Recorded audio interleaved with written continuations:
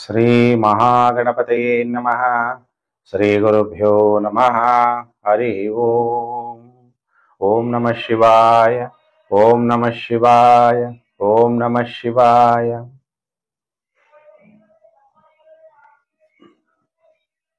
ಪ್ರಿಯ ವೀಕ್ಷಕರೇ, ಕಟಕ ರಾಶಿ ಸೆಪ್ಟೆಂಬರ್ 2025 ತಿಂಗಳ ಭವಿಷ್ಯ ಕಾರ್ಯಕ್ರಮಕ್ಕೆ ನಿಮಗೆಲ್ಲ ಹಾರ್ದಿಕ ಸ್ವಾಗತ.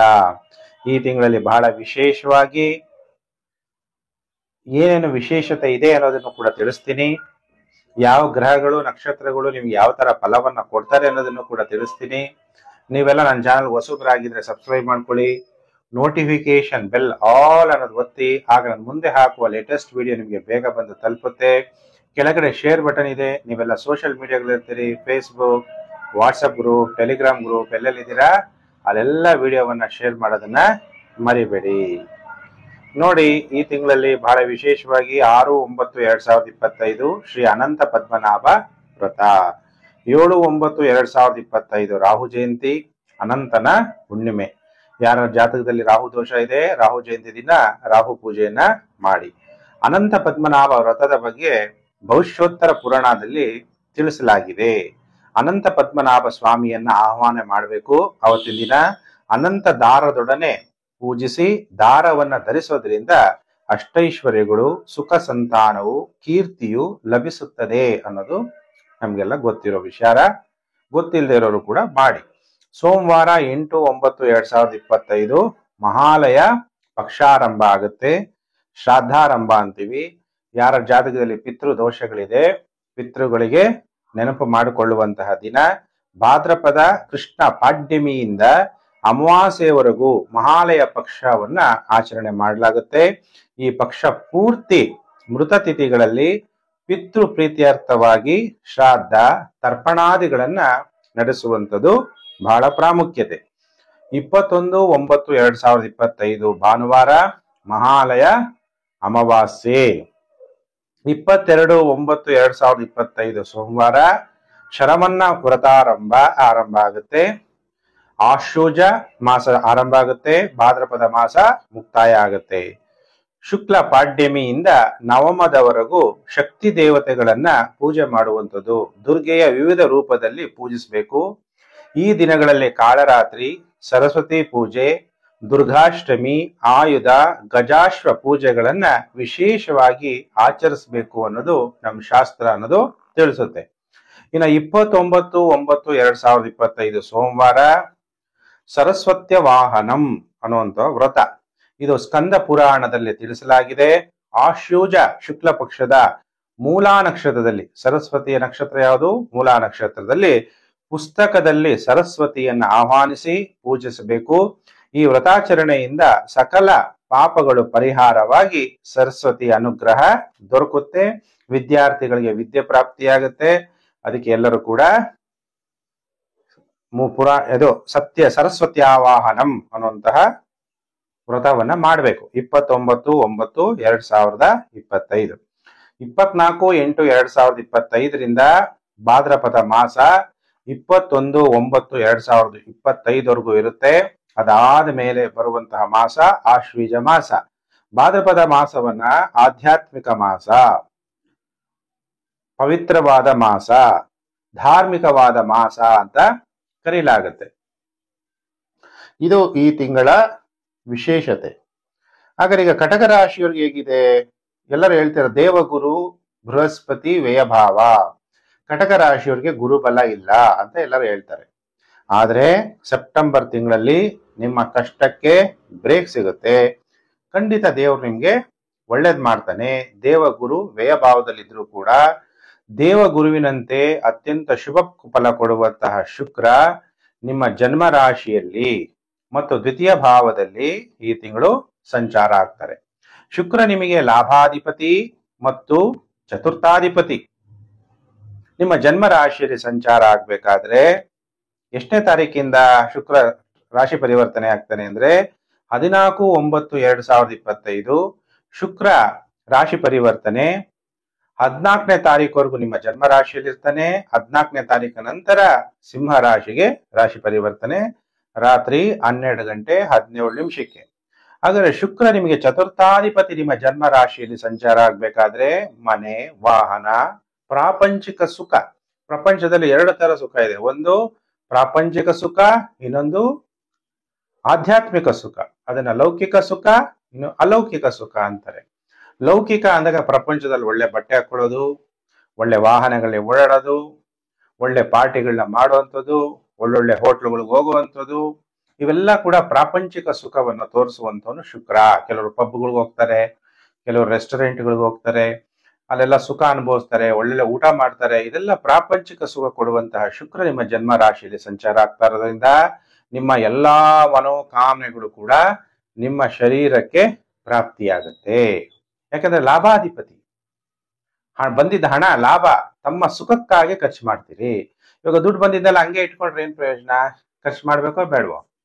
ನಿಮ್ಮಲ್ಲಿರುವಂತ ವಾಹನವನ್ನ ಚೆನ್ನಾಗಿ ಯೂಸ್ ಮಾಡ್ಕೊಂತೀರಿ, ಮನೆಯನ್ನ ಚೆನ್ನಾಗಿ ಯೂಸ್ ಮಾಡ್ಕೊಂತೀರಿ ಅಲ್ವಾ? ಒಳ್ಳೆ ಮನೆಯಲ್ಲಿ ವಾಸ ಮಾಡುವಂಥದ್ದು, ಒಳ್ಳೊಳ್ಳೆ ರೆಸ್ಟೋರೆಂಟ್ಗೆ ಹೋಗುವಂಥದ್ದು, ಒಳ್ಳೊಳ್ಳೆ ಬಟ್ಟೆ. ಒಂದೊಂದ್ಸಲ ಒಳ್ಳೆ ಯೋಗ ಇದ್ರೆ ಒಳ್ಳೆ ಬಟ್ಟೆ ಹಾಕೊಳಕ್ ಆಗಲ್ಲ ಅಲ್ವಾ? ಯಾರು ಅಪ್ರಿಶಿಯೇಟ್ ಮಾಡ್ಲಿಲ್ಲ ಅಂದ್ರೂ ಕೆಲವ್ರಿಗೆ ಬಟ್ಟೆ ಮೇಲೆ ಬೇಜಾರಾಗುತ್ತೆ ಅಲ್ವಾ? ನಾವು ಒಳ್ಳೊಳ್ಳೆ ಬಟ್ಟೆ ಹಾಕೊಳ್ಳೋಕ್ಕೂ ಒಂದು ಯೋಗ, ಅದೆಲ್ಲನೂ ಕೂಡ ಪ್ರಾಪಂಚಿಕ ಸುಖದಲ್ಲಿ ಬರುತ್ತೆ. ಶುಕ್ರ ಜನ್ಮ ರಾಶಿಯಲ್ಲಿ ಸಂಚಾರ ಆಗ್ಬೇಕಾದ್ರೆ ನಿಮ್ಗೆ ನೀವು ಧನವಂತರಾಗ್ತೀರಿ. ಗುರುಜಿ ನೀವ್ ಹೇಳಿದ ಯಾವ್ದು ಭವಿಷ್ಯ ನನಗೆ ಆಗದೇ ಇಲ್ಲ. ಇನ್ನು ಕೆಲವರು ಹೇಳ್ತಾರೆ ಗುರುಜಿ ನೀವೇನ್ ಹೇಳ್ತೀರಾ 100% ಆಗುತ್ತೆ. ಇನ್ನು ಕೆಲವರು ಹೇಳ್ತಾರೆ ಗುರುಜಿ ಈ ತಿಂಗಳಾಯ್ತು ಮುಂದಿನ ತಿಂಗಳು ಆಗಲ್ಲ ಭವಿಷ್ಯ. ಯಾಕೆ? ಇದು ನಾನು ಹೇಳ್ತಾ ಇರೋದು ಜನರಲ್ ಪ್ರಿಡಿಕ್ಷನ್. ನಿಮ್ಮ ಜನ್ಮ ಜಾತಕಗಳನ್ನ ನೀವು ತೋರಿಸ್ಬೇಕು. ಅವಾಗ ನಿಮ್ಮ ಜನ್ಮ ಜಾತಕದಲ್ಲಿ ಯಾವ ದಶಾಭುಕ್ತಿ ನಡೀತಾ ಇದೆ, ಸರ್ವಾಷ್ಟಕ ವರ್ಗಗಳಲ್ಲಿ ಗ್ರಹಗಳು ಎಷ್ಟೆಷ್ಟು ಬಿಂದುಗಳನ್ನ ಕೊಟ್ಟಿದ್ದಾರೆ, ಅವಾಗ ಪರ್ಫೆಕ್ಟ್ ಪ್ರಿಡಿಕ್ಷನ್ ಇನ್ನು ಹೇಳಕ್ಕೆ ಸಾಧ್ಯ ಆಗುತ್ತೆ.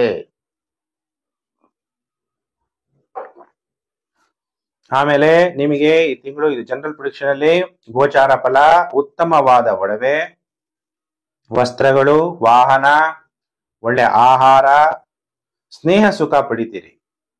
ಅವಿವಾಹಿತರಿಗೆ ವಿವಾಹ ಯೋಗ ಉಂಟಾಗತ್ತೆ. ವಿವಾಹ ಯೋಗ ಅಂದಾಗ ಇಬ್ಬರ ಜಾತಗಳನ್ನ ನೀವು ತೋರಿಸ್ಬೇಕಾಗತ್ತೆ. ವಿದ್ಯೆಯಲ್ಲಿ ವಿದ್ಯಾರ್ಥಿಗಳು ಮುಂದೆ ಬರ್ತೀರಿ, ಪ್ರಣಯ ಸುಖ ಪ್ರಾಪ್ತಿಯಾಗುತ್ತೆ. ಪತ್ನಿಯ ಜೊತೆ ಪುರುಷರಾಗಿದ್ದರೆ ಪತ್ನಿಯ ಜೊತೆ ಪೂರ್ಣ ಸುಖ, ಸ್ತ್ರೀಯರಿಗೂ ಕೂಡ ಪತಿಯಿಂದ ಸುಖ, ಮಕ್ಕಳೂ ಸಹ ಸುಖವಾಗಿರ್ತೀರಿ. ಕೆಲವರು ಇತರರ ಜೊತೆ ದಾಂಪತ್ಯ ಸುಖವನ್ನ ಯಾವ ತಡೆ ಇಲ್ಲದೆ ಪಡೆಯುತ್ತೀರಿ. ಕೆಲವರು ಸಂಗೀತದಲ್ಲಿ ಆಸಕ್ತಿ, ಶತ್ರುಗಳನ್ನ ನಿರ್ಮೂಲನೆ ಮಾಡ್ತೀರಿ. ಮತ್ತೆ ಮಾತನಾಡುವ ಸಾಮರ್ಥ್ಯ ಟಿವಿ ಆಂಕರ್ಸ್ಗಳಿಗೆ, ಭಾಷಣಗಾರರಿಗೆ, ಸಂಗೀತಕಾರರಿಗೆ ಒಳ್ಳೆ ಸಂಭಾವನೆ ಅನ್ನೋದು 14ನೇ ತಾರೀಕು ನಂತರ ಪ್ರಾಪ್ತಿಯಾಗುತ್ತೆ. ಕಟಕ ರಾಶಿ ಜಾತಕರಿಗೆ ನೋಡಿ, ನಿಮ್ ಕಷ್ಟಕ್ಕೆ ಬ್ರೇಕ್. ಈಗ ನಿಮ್ಗೆ ಯಾವಾಗ ಶುಕ್ರ ದಶೆ, ಶುಕ್ರ ಭುಕ್ತಿ ಜಾತಕದಲ್ಲಿ ಶುಕ್ರ ಚೆನ್ನಾಗಿ ಬಿಂದುಗಳನ್ನ ಕೊಟ್ಟಿದ್ರೆ ಇವೆಲ್ಲ ಶುಭ ಫಲಗಳು ನಿಮ್ಗೆ ಪ್ರಾಪ್ತಿಯಾಗತ್ತೆ. ಇನ್ನ ಬೇರೆ ಗ್ರಹಗಳು, ಬುಧ ಯಾವ ರೀತಿ ಫಲವನ್ನ ಕೊಡ್ತಾನೆ? ಬುಧ ನಿಮಗೆ ತೃತೀಯಾಧಿಪತಿ, ವ್ಯಯಾಧಿಪತಿಯಾಗಿ ಬುಧ 15/9/2025 ಬೆಳಿಗ್ಗೆ 11:07 ಸಿಂಹ ರಾಶಿಯಿಂದ ಕನ್ಯಾ ರಾಶಿಗೆ ಸಂಚಾರ. ಅಂದ್ರೆ 15ನೇ ತಾರೀಕುವರೆಗೂ ಸಿಂಹ ರಾಶಿಯ ದ್ವಿತೀಯ ಭಾವದಲ್ಲಿ ಬುಧ ಸಂಚಾರ ಆಗಿರ್ತಾನೆ. ಬುಧ 2ನೇ ಮನೆಯಲ್ಲಿ ಸಂಚಾರ ಆಗ್ಬೇಕಾದ್ರೆ ಆಧ್ಯಾತ್ಮಿಕ ವಿಷಯಗಳಿಗೆ ಸರಿಯಾಗಿ ಯೋಚನೆಯನ್ನ ಮಾಡ್ತೀರಿ, ಅಧಿಕಾರವನ್ನ ಪಡಿತೀರಿ, ಆರೋಗ್ಯ ಪ್ರಾಪ್ತಿಯಾಗತ್ತೆ, ಐಶ್ವರ್ಯ ಕೂಡ ಪ್ರಾಪ್ತಿಯಾಗತ್ತೆ. ಆದ್ರೆ ಬುಧ ದಶೆ, ಬುಧ ಭುಕ್ತಿ ನಡೀತಾ ಇದ್ರೆ 16ನೇ ತಾರೀಕು ಮೇಲೆ ಏನಾದ್ರೂ ಕಳ್ತನ ಆಗ್ಬೋದು, ಎಚ್ಚರ. ಅಥವಾ ಸರ್ಕಾರದ ಕೋಪಕ್ಕೆ ಸರವಾಸ ಉಂಟಾಗ್ಬೋದು ಕೆಲವರಿಗೆ, ಎಲ್ಲರಿಗೂ ಅಲ್ಲ. ಸ್ಥಿರಾಸ್ತಿ ನಷ್ಟ ಆಗುವ ಸಾಧ್ಯತೆ ಇರುತ್ತೆ. ಸರ್ಕಾರಿ ಅಥವಾ ಹಿರಿಯ ಅಧಿಕಾರಿಗಳಿಂದ ನಷ್ಟವನ್ನ ಅನುಭವಿಸುವಂತಹ ಸಾಧ್ಯತೆಗಳು ಕೂಡ ಇರುತ್ತೆ. ಬುಧ ತನ್ನ ಸ್ವಂತ ರಾಶಿಯಲ್ಲಿ ಇದ್ರೂ ಕೂಡ, ತೃತೀಯ ಭಾವದಲ್ಲಿದ್ರೂ ಕೂಡ, ಗೋಚಾರದಲ್ಲಿ ತೃತೀಯಾಧಿಪತಿ ತೃತೀಯ ಭಾವದಲ್ಲಿ ಬಂದಾಗ ಬುಧ ನೆಗೆಟಿವ್ ಎಫೆಕ್ಟ್ ಅನ್ನ ಕೊಡ್ತಾನೆ. ಗೋಚಾರದಲ್ಲಿ ಬಹಳ ಎಚ್ಚರವಾಗಿ ಇರಿ. ಆದ್ರೆ ಸೂರ್ಯ 3ನೇ ಮನೇಲಿ ಇದ್ದಾನೆ, ನಿಮ್ಗೆ 50-50 ಫಲ ಇರುತ್ತೆ. ಸೂರ್ಯ 3ನೇ ಮನೇಲಿದ್ದಾಗ ಉಪಚಯ ಸ್ಥಾನ, ಉತ್ತಮವಾದ ನೆರೆಹೊರೆ, ಕಮ್ಯುನಿಕೇಶನ್ ಸ್ಕಿಲ್ ಇಂದ ನೀವು ಯಾವುದೇ ಒಂದು ನೆಗೆಟಿವ್ ಎಫೆಕ್ಟ್ ಇದ್ರೆ ಅದರಿಂದ ನೀವು ಪಾರಾಗ್ಬೋದು, ಸಹಾಯ ಮಾಡ್ತಾನೆ. ಸರ್ಕಾರ ಒಂದು ರೀತಿಯಲ್ಲಿ ಸಹಾಯ ಕೆಟ್ಟದಾಗ್ಬೋದು ಸರ್ಕಾರದ ಕೋಪದಿಂದ, ಆದ್ರೆ ನೀವು ಮಾತಾಡುವಂತ ಕಮ್ಯುನಿಕೇಶನ್ ಇಂದ ಸರಿನೂ ಹೋಗ್ಬೋದು. ಒಳ್ಳೆ ಲಾಯರ್ ನಿಮ್ ಜೊತೆಗಿದ್ದಾಗ, ಒಳ್ಳೆ ಸಲಹೆಗಾರರು ನಿಮ್ಮ ಹತ್ರ ಇದ್ದಾಗ ಸಹಾಯ ಆಗತ್ತೆ. ಋಣ ಬಾಧೆಗಳಿದ್ರೆ ಮುಕ್ತಿಯನ್ನ ಹೊಂದಿರಿ, ಸಾಲಗಳು ತೀರಿಸುವಂತಹ ಶಕ್ತಿ ನಿಮ್ಗೆ ಪ್ರಾಪ್ತಿಯಾಗುತ್ತೆ. ಆದ್ರೆ ಸ್ವಲ್ಪ ಸಹೋದರ ಸಹೋದರಿ ಇಂದ ತೊಂದರೆಗಳಾಗುವಂತಹ ಸಾಧ್ಯತೆಗಳು ಕೂಡ ಇರುತ್ತೆ. ಇನ್ನು 4ನೇ ಮನೆಯಲ್ಲಿ ಕುಜ. ಕಟಕ ರಾಶಿಯಲ್ಲಿ ಕುಜ ನೀಚನಾಗ್ತಾನೆ. ಕಟಕ ರಾಶಿಯವರಿಗೆ ಕುಜ ಪಂಚಮಾಧಿಪತಿ ಚತುರ್ಥ ಭಾವದಲ್ಲಿ, ಕಟಕ ರಾಶಿಯವರಿಗೆ ದಶಮಾಧಿಪತಿ ಕುಜ ಚತುರ್ಥ ಭಾವದಲ್ಲಿದ್ದು ದಶಮ ಭಾವವನ್ನ ನೋಡ್ತಾ ಇದ್ದಾನೆ. ತಾಯಿಗೆ ಕೋಪ ಜಾಸ್ತಿ. ಆಫೀಸಲ್ಲಿ ಇದ್ರೆ ಪರವಾಗಿಲ್ಲ, ಸೇಫ್ ಆಗಿರ್ತೀರಾ. ಮನೆಗೆ ಹೋದ್ರೆ ಏನಾದ್ರೂ ಒಂದು ಕಲಹಗಳು, ಮನೇಲಿ ನೆಮ್ಮದಿ ಇಲ್ದಂಗಿರುವಂಥದ್ದು.